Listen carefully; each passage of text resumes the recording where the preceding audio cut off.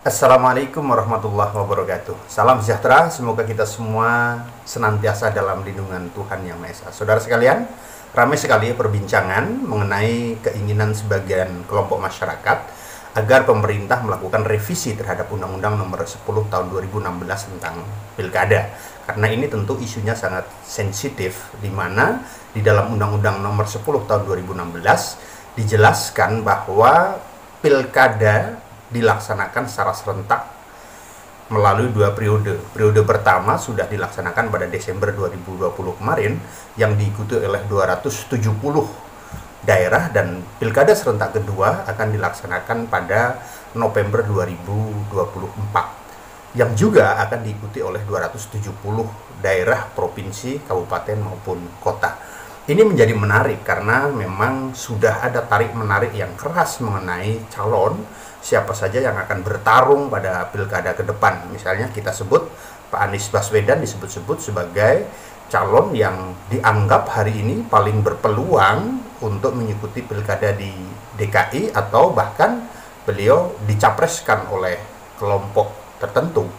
Dan kalau pilkada serentak dilaksanakan pada 2024, maka besar kemungkinan ini akan sedikit menjadi kendala karena waktu antara pilkada dengan pilpres ini bersamaan tahunnya, dan itu menjadikan beberapa kandidat kuat untuk pilpres maupun pilkada ke depan ini akan tidak lagi menjabat sebagai incumbent, dan itu akan merugikan kampanye mereka untuk pencapresan maupun untuk pilkada ke depan. Oke, sebelum dilanjutkan, silahkan yang belum subscribe untuk menekan tombol subscribe dan likes kalau bermanfaat, silahkan untuk di-share.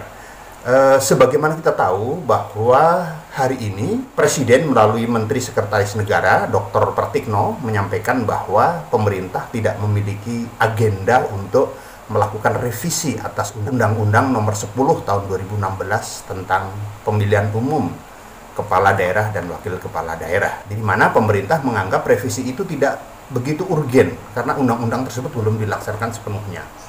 Nah, tentu ini juga sudah dipandang sebagai politicking oleh kelompok yang tidak menghendaki pilkada dilaksanakan sesuai dengan Undang-Undang 10 2016. Bahkan ada tudingan yang miring bahwa tidak diagendakannya revisi Undang-Undang 10 2016 ini karena merupakan upaya terselubung untuk meloloskan Gibran Raka Buming Raka yang baru saja terpilih sebagai wali kota Solo untuk dicapreskan pada Pilpres 2024. Ini tentu adalah kekhawatiran dan pandangan yang sangat-sangat tidak masuk akal. Karena apa? Mengenai Pilpres sudah diatur di dalam Undang-Undang Nomor 7 Tahun 2017, di mana di dalam pasal 169 huruf Q disebutkan bahwa salah satu syarat calon presiden dan wakil presiden adalah berusia sekurang-kurangnya 40 tahun. Artinya, kalau melihat pada ketentuan dalam Undang-Undang Nomor 7 Tahun 2017, jelas Gibran tidak memenuhi syarat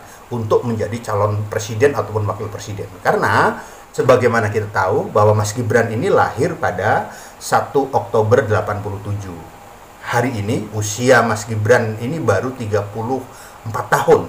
Artinya, kalau Pilpres dilaksanakan pada 2024, usia Mas Gibran baru 37 tahun. Dengan demikian, batasan usia ini menjadikan Mas Gibran tidak memenuhi syarat sebagai calon presiden. Jadi nggak usah terlalu paranoid lah, nggak usah terlalu khawatir.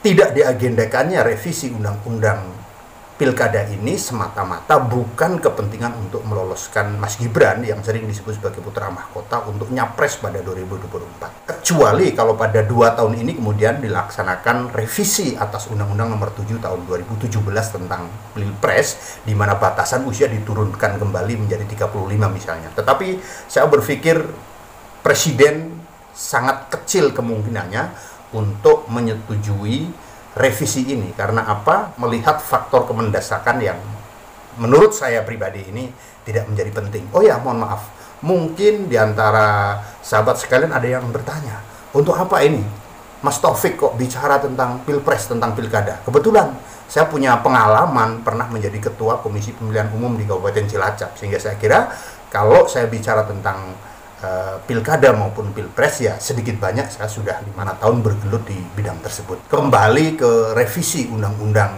pilkada, memahami keterangan yang disampaikan oleh Menseknek tersebut, saya kira kita sudah harus mesti tidak berburuk sangka berkelanjutan. Kalau kemudian ada yang mengatakan ditolaknya revisi undang-undang pilkada ini menyebabkan salah satu calon, misalnya ada yang menyebut ditolaknya revisi undang-undang 10 2016 ini sebagai upaya untuk menjegal Bapak Anies Baswedan di dalam pencalonannya sebagai calon gubernur DKI yang kedua. Saya kira ini alasan yang dibuat-buat. Karena apa? Undang-undang ini dibuat pada saat beliau belum menjadi gubernur. Pada saat itu beliau masih menjadi Menteri Pendidikan Nasional di Kabinet Jokowi yang pertama. Sehingga saya kira kecil kemungkinan kalau kemudian tidak dilakukannya revisi terhadap undang-undang pilkada ini semata-mata untuk menjegal seorang Bapak Anies Baswedan. Karena apa?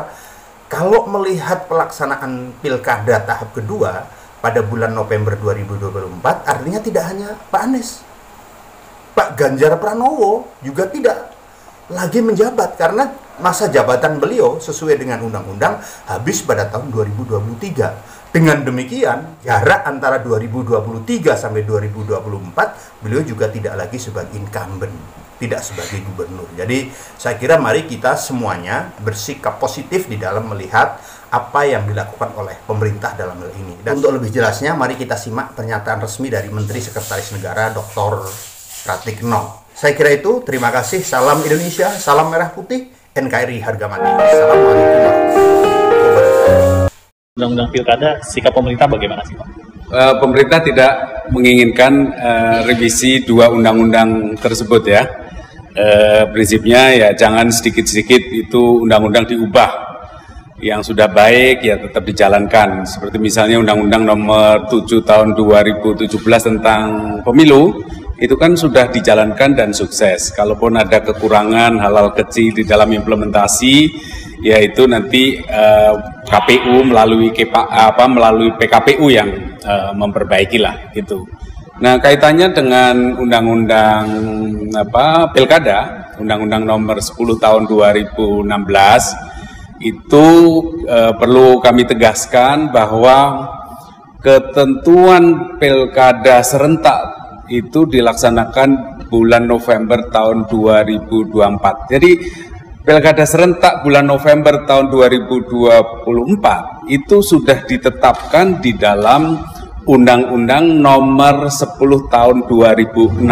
Jadi sudah ditetapkan di tahun 2016.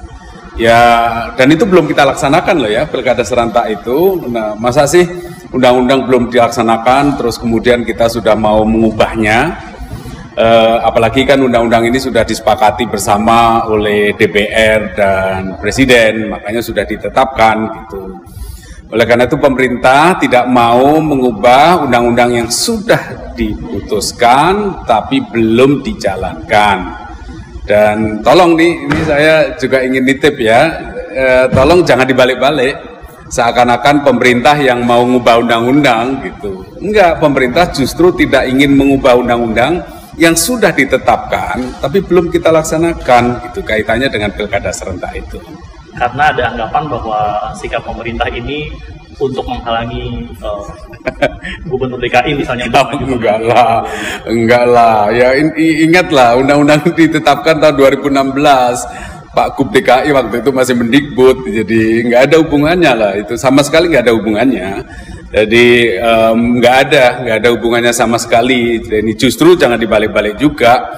Jangan undang-undang mau dirubah untuk tujuan tertentu. Justru kita ingin kembali bahwa undang-undang sudah ditetapkan tahun 2016, belum kita laksanakan, mari kita laksanakan. Jangan sampai kemudian menimbulkan malah kepastian kan sudah ditetapkan kok nggak jadi dijalankan.